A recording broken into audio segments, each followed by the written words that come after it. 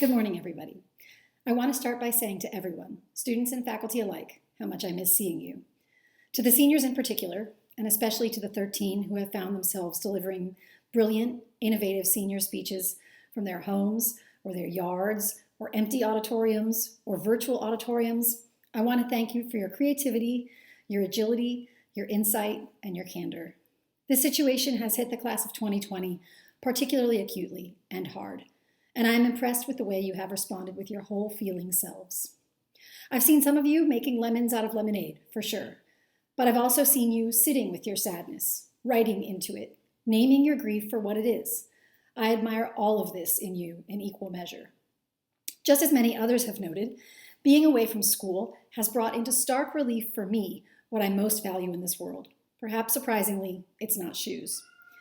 Among the things I miss most are the unplanned, spontaneous, interstitial moments with all of you.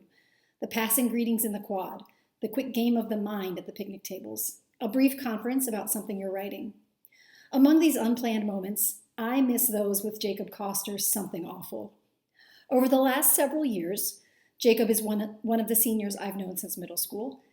He and I have spent innumerable hours discussing, among other things, education, friendship, human nature, foreign language, love, animals, medicine, workplace dynamics, science, ambition, writing, books, art, family, justice, and identity. Jacob's spontaneous pop-ins have become more than just welcome spots of color in the lush landscape of my school life. They have become geographic landmarks by which I navigate.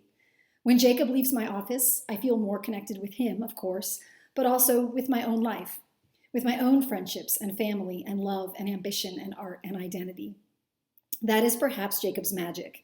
In his gentle, soft-spoken way, he has a reorienting effect on those around him. Dr. Vapp says, Jacob is an earnest, nuanced, vast thinker. His critical reading and writing are matched by his ability to put into words, through presentations and discussions, extremely complex and difficult ideas. I couldn't agree more.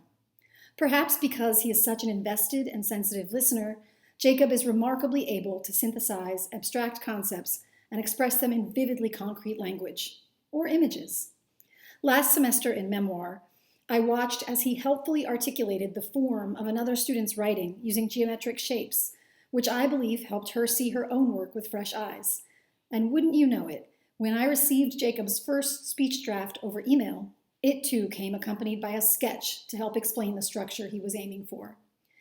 Jacob knows himself and his own ideas quite well, and he is someone who can function with great independence. Dr. Binger says that during her time with him in an independent study, Jacob became an expert completely on his own. And, she adds, I think he learned a lot about how scientific research usually goes. It's a constant series of solving problems, rather than a series of experiments with nice results. Today in his speech, Jacob will discuss a social problem, a big, hairy, many-tentacled problem that defies easy lab experimentation and nice results. He will resist offering false solutions, but instead invite you to reorient your thinking, because this is a problem that will require many people to fix. I know you will hear in this speech the mind and heart of a person deeply concerned with, among so many other things, education, friendship, human nature, love, science, ambition, identity, and justice. Although it hasn't happened over long stretches of coffee and conversation in my office, working with Jacob on this speech, indeed spending time with him, albeit on FaceTime, during these weeks away from school has been a great honor and joy. He has helped me stay focused on what matters. He has helped me keep my eyes trained on the hopeful horizon. So many of you have. I know he will do the same for you. I give you Jacob Koster. Good luck. Recently, the global COVID-19 pandemic has affected all of our lives in one way or another. With most schools choosing to implement distance learning, students are stuck at home doing their work. While opinions range from the supercritical to extreme praise of this different form of learning, one thing has become clear. Distance learning exposes inequity that physical schools mask. Distance learning comes with some basic requirements: a computer and a high-speed internet connection. But what if your family only has one computer? Then you share with what? 2, 3, 4 other people who are all trying to work from home at the same time as you? Or what if you live in an area where high-speed internet access is not an option, such as in many rural areas? At this moment in time, having both a personal computer and a working high-speed internet connection are requirements for receiving an education. Without these, students are being left behind, the majority of whom are low income. To combat this, schools are taking action. Some schools have set up Wi-Fi hotspots in school parking lots so students without high-speed internet at home will be able to complete their assignments. Others have taken to more creative solutions, such as having a Wi-Fi bus that they park in neighborhoods. Schools in our local area have also been combating this inequality by loaning laptops to students in need and offering nutritional assistance. Not only do many students rely on schools for high-speed internet access, but also many rely on it for their meals as well. Some 30.3 million students receive free or reduced cost lunches at public schools in the US every year. For many students, these meals are their only source of nutrition. With schools closing due to COVID-19, this situation has been brought to national attention. Thankfully, many schools are delivering lunches to students in need, and many businesses are offering options for those who cannot afford to eat. These inequities in student access to education is not something that began because of the COVID-19 pandemic. And while going to PCDS can at times feel like a bubble from the outside world, this does not mean that we are excluded from this situation. Thankfully though, our school has been incredibly proactive and understanding about each student's unique circumstances. Prior to the beginning of our distance learning, school administrators reached out to specific families like my own to make sure that we were well equipped to make the transition. But these inequities are not something new. Rather, they have been brought to light by the recent circumstances. At the heart of this problem is a degree of shocking inequity that exists in education in America. American education has wildly variable outcomes, with wealthier areas generally having better funded, well-equipped schools and poorer areas generally having the exact opposite. Then, of course, there is private education. This system creates a stratification of low-income students that author Anthony Abraham Jack describes in his book, The Privileged Poor. He describes one group, the privileged poor, who are students like me.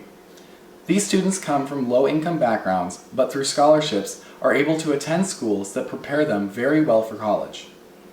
On the other hand, the doubly disadvantaged are students that attend underfunded public schools and are simply not given the same resources as a student in my position.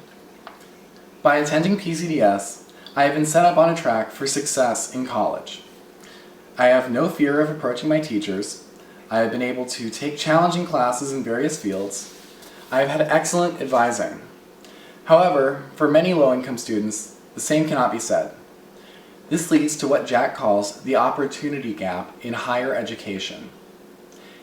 In order to try and decrease this opportunity gap and improve campus diversity, many schools actively seek out students that bring new perspectives to their campus. One of these sought-after groups is low-income students. While this helps the university to portray an anything is possible type of image, the reality behind their efforts is depressing.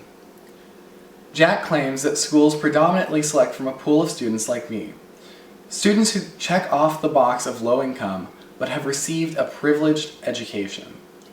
This then leaves the doubly disadvantaged students behind. The depressing reality of the situation can be revealed by simply looking at the published data. The New York Times claims that the average family income for a student at an Ivy League institution is about $181,000 a year, which would be considered a high-income household by the US Census. Additionally, at one institution, some 21% of the student body is from households that would be considered to be a part of the top 1%.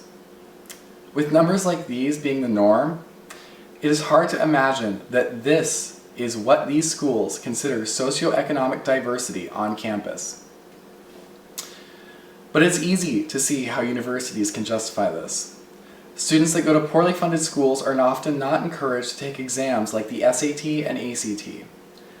Not only is this a detriment to applying to universities, But not taking these exams excludes students who are often the most in need from consideration for scholarships that can come with these tests.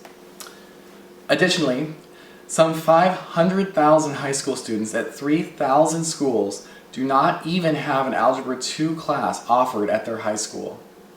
With Algebra 2 being a required course at many selective universities, it is even easier to see how students are being left behind. If you're someone who can relate to my situation, you might be thinking to yourself, that's nice, but I go to PCDS, so what does this have to do with me? Firstly, to my fellow low-income students, hi. I'm begging of you, please care about the inequity in American education. Even if you think that we are exempt from it because of our bubble at PCDS, I am asking that you care in order to allow other curious students in our position to be given the opportunity to excel and follow their dreams. I am asking you to not shy away from a part of us that is easy to be ashamed of, but instead feel empowered by it, and not be afraid to stand up and speak for the needs of students in our position. Seniors, I am asking us not only to stand up to inequality and be understanding, but also to use our newly acquired power of voting. As we have seen in the most recent presidential campaigns, the topic of funding for higher education has been a hotly debated topic.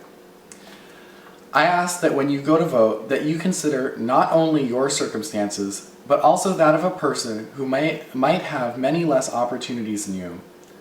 Consider those whose only way to escape their situation would be access to an affordable education. For everyone listening, please do not forget that we are in an incredible position to influence the world, for better and for worse.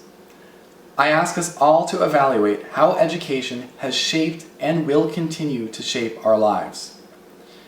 And I ask that we question, what if I had not had these opportunities? Thank you.